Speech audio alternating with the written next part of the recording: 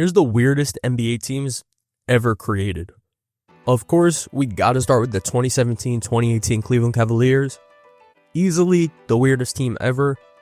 Can we just take a quick look at this roster? This is a real NBA roster. Jose Calderon, wearing number 81 by the way.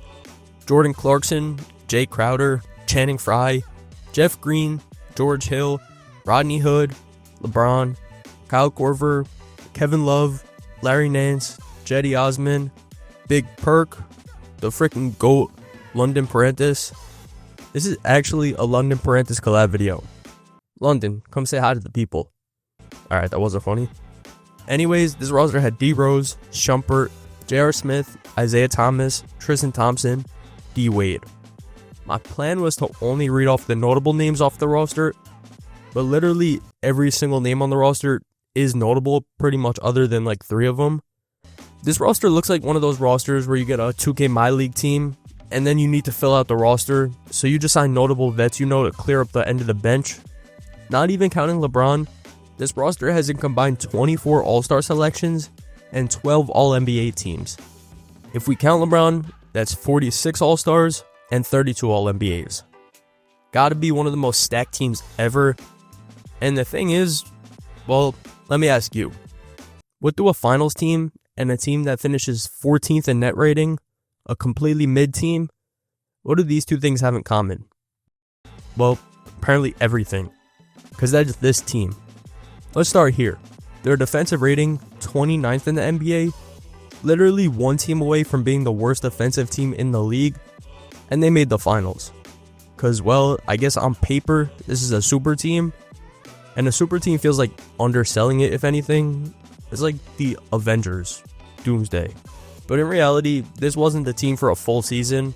Wade got traded mid-season, Derrick Rose barely played, Isaiah Thomas played like 15 games, so the super team never actually existed. And at the same time, well, some of them did at some times. It was like random pick a name out of a hat type thing, and then some of them will suit up together. Here's LeBron, D Wade, and D Rose together. Here's LeBron, Isaiah Thomas, Kevin Love, J.R. Smith, and Jay Crowder. It was like 1,000 different teams within one season. I mean, look at this. At the trade deadline in 2018, these fools traded away 6 players and a pick and brought in 4 new players, swapping around 10 players in one day. Great for team chemistry. So this was literally 2 completely different rosters in one season, and they still made the finals. Because, well, LeBron, 27.5 points per game, 9 assists, 8.5 rebounds, led the Cavs in points, rebounds, and assists. He played 81 games. He's pretty decent at basketball. But yeah, they did get swept by the Warriors in the finals. But this team right here, probably the weirdest team ever. But a team weird for a completely different reason, the 2019-2020 Golden State Warriors. So let's look at this. 2017, the Warriors go 67-15, the NBA champions. 2018, they go 58-24, the NBA champions again. 2019, they go 57-25, they lost in the finals 4-2 to the Raptors. 2021, they go 39-33, they actually missed the playoffs, they lost in the play-in, but they did finish 6 games above 500, and Steph Curry led the NBA in points per game. Then 2022, they go 53-29, and again, the NBA champions. But 2020, what the hell happened?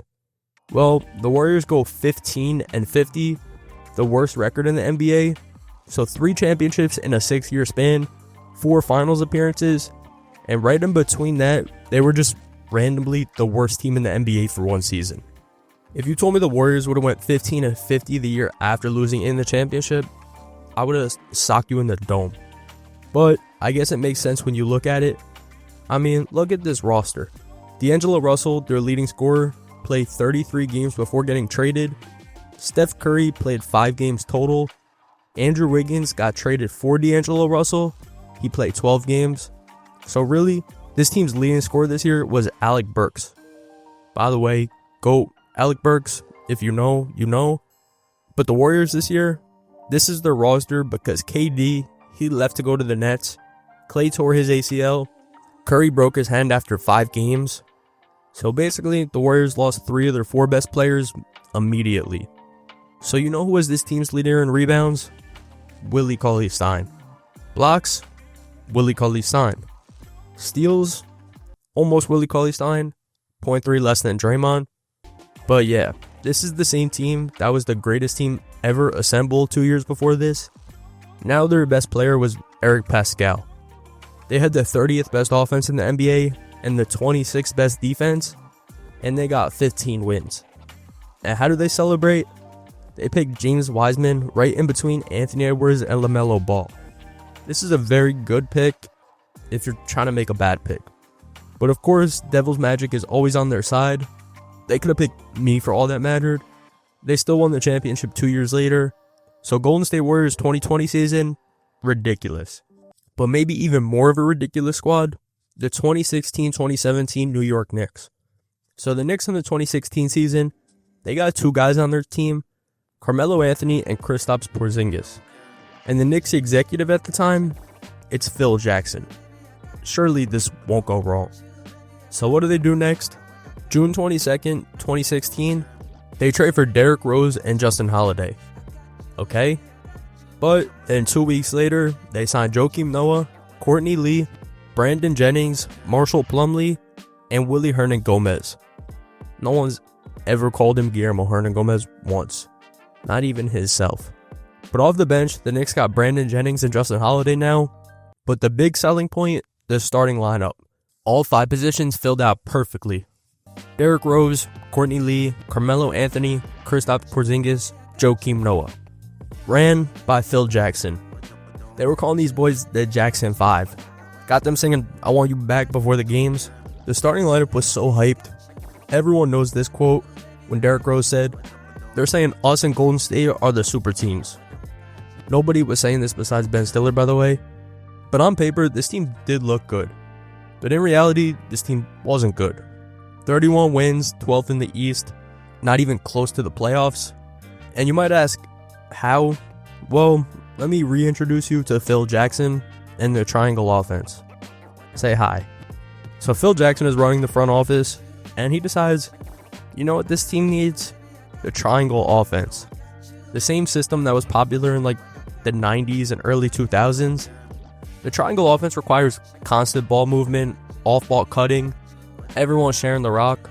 And their 2 best players were Carmelo Anthony, one of the greatest ISO scorers of all time, and Derrick Rose, who needs the ball in his hands. Also, this worked with Shaq and Kobe and MJ and Pippen, by the way. The Knicks triangle offense doesn't work in 2016. Carmelo Anthony averaged 22 points and 2.9 assists. Then there's Joakim Noah. They signed him for 4 years, $72 million. Former Defensive Player of the Year. So at least their defense is going to be good, right? Well, they were 26th in defensive rating. Joakim Noah plays 46 games, averages 5 points, and he got suspended for 20 games for a PED violation. Then there's Derrick Rose, who one game just didn't show up, like didn't even tell anyone. Guy did this, then came back like nothing happened. Meanwhile, Porzingis was literally becoming a star, 18, 7, and 2, right in the middle of all this chaos going on. But instead of building around him, they just kept running the same broken triangle system. I don't know. Shout out to Courtney Lee, I guess. The Jackson 5 was an absolute disaster. But oh yeah, if you want to be the 6th member of the Jackson 6, please sub. I'll make it happen. Thanks. But actually, while we're at it, let's just go to a team the Knicks got D Rose and Joakim Noah from, because it wasn't like they had any less weird of a team going on a few states down. The 2016-2017 Chicago Bulls. Just picture your favorite team, then picture the weirdest big 3 they ever had, then take a second and realize that there's no chance it's weirder than a big 3 of Rajon Rondo, Dwayne Wade, and Jimmy Butler.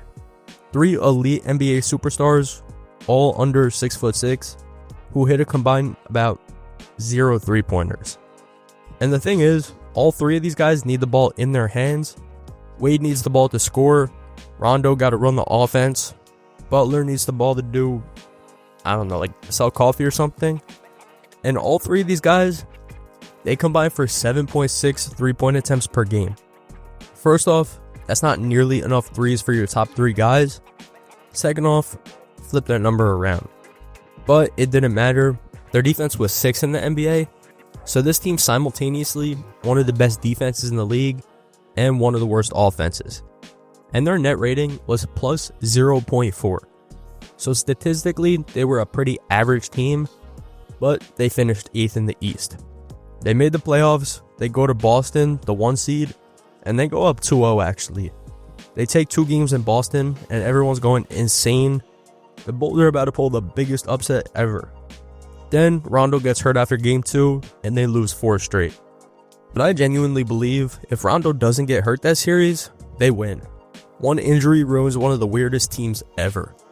So this team who ran a starting lineup of Robin Lopez, Jimmy Butler, Dwayne Wade, Taj Gibson, and Rajon Rondo, 5 guys who could not shoot, then occasionally started 2 other point guards, Jerian Grant and Michael Carter-Williams, 2 other players who couldn't shoot.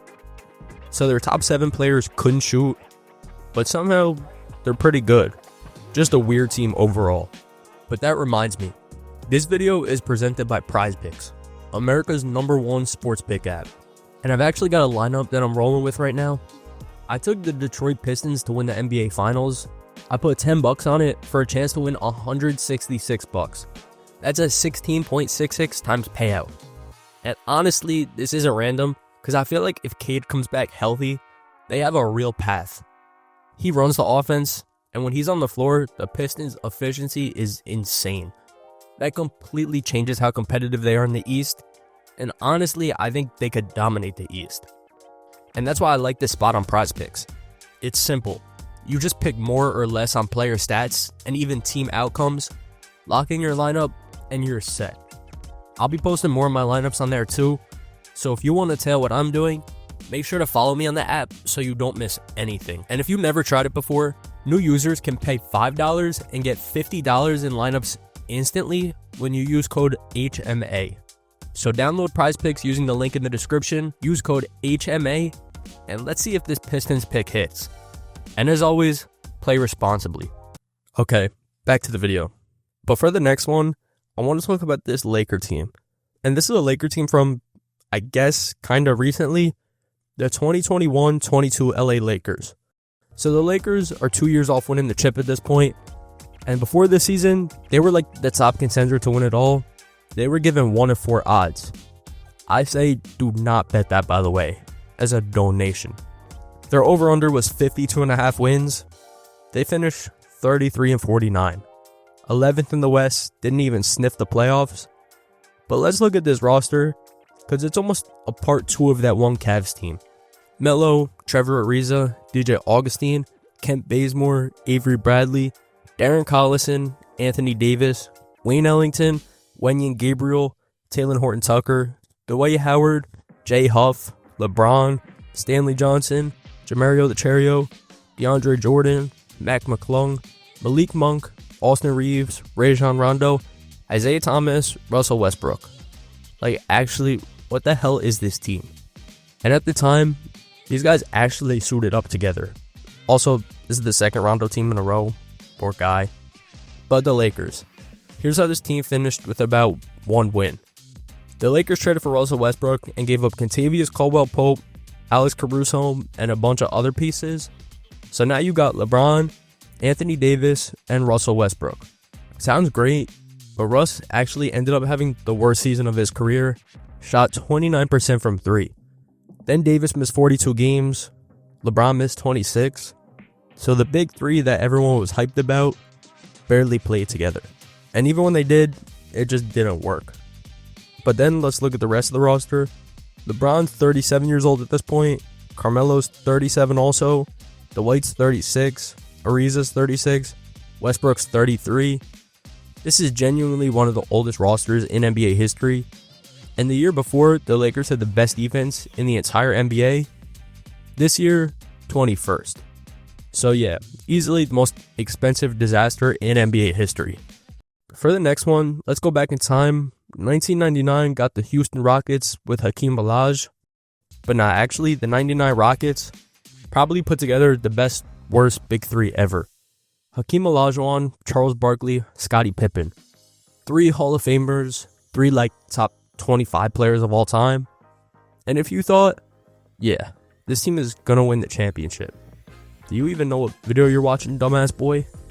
This team wasn't really good, but we do gotta understand, this is 1998, the lockout season, so you got a brand new super team who only got 50 games to figure this whole thing out, and these aren't exactly young guys either. Hakeem, Barkley, Pippen, all of them are in their mid to late 30s. I mean, they're not the worst team ever.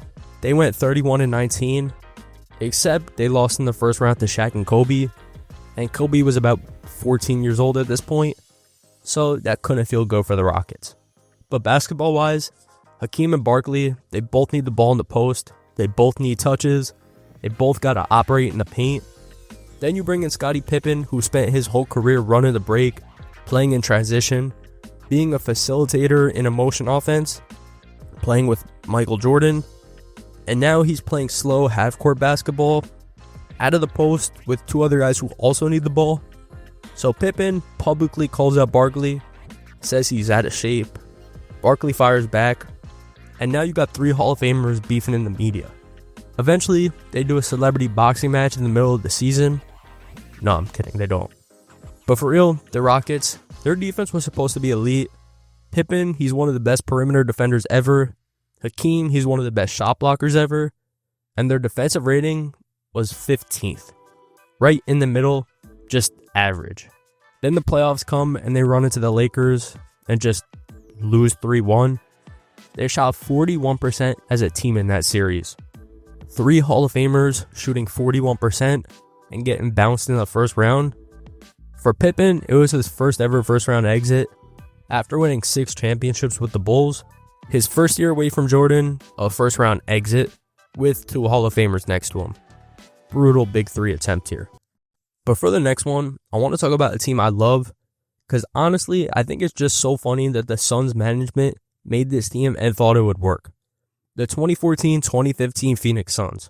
So this Suns team, their 3 best players, Goran Dragic, Isaiah Thomas, Eric Bledsoe. Goran Dragic's height, 6'4". Isaiah Thomas, 1'3". Eric Bledsoe, 6'1". So yeah, these are the Suns' 3 best players, and they expected it to work. And honestly, all 3 are great players, 3 superstars at times in their careers, but they're about shorter than Timofey Mozgov combined. But Bledsoe and Dragic start, Thomas comes off the bench. They literally averaged 17, 16, and 15 points. But then on top of that, the other 3 starters were Markieff Morris, PJ Tucker, and Alex Len. PJ Tucker is the same height as Goran Dragic, and he's the starting power forward. So yeah, this team was low-key a mess. They went 39-43, missed the playoffs. The Suns the year before this, without this much talent, they won 48 games. Then they added more guards and dropped to 39 wins. And the defense, they were 26th in opponent points, because when your entire team is 5'10", nobody's guarding the other team's big guys. Then at the deadline, they decide, alright, this isn't working, and they trade Dragic, and they trade Isaiah Thomas, and bring in Brandon Knight, another point guard.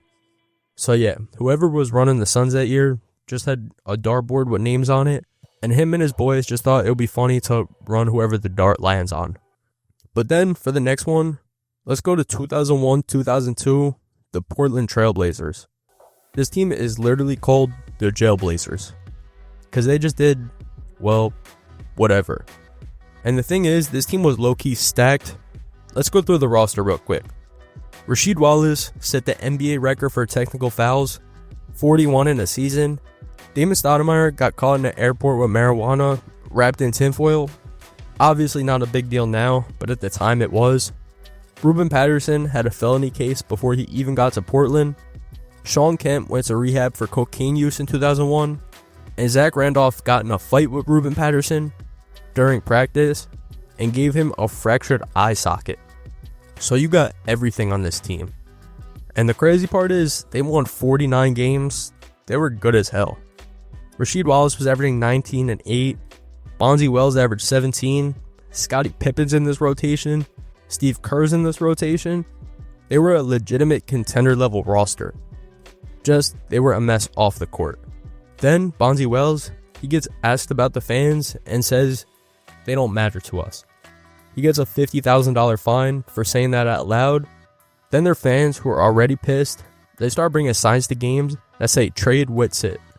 Whitsitt is the GM who built all of this. And then Whitsitt basically said, I don't care who these people are off the court. If they're good at basketball, we're signing them. And it worked until it didn't, because they got swept by the Lakers in the first round after winning 49 games with all that talent. And eventually the whole thing just imploded. The Jailblazers are one of the only teams in NBA history where their off-court story was genuinely more interesting than anything that happened on the court. But if you guys enjoyed this, please sub. I'll be posting a lot here. Thank you guys for watching.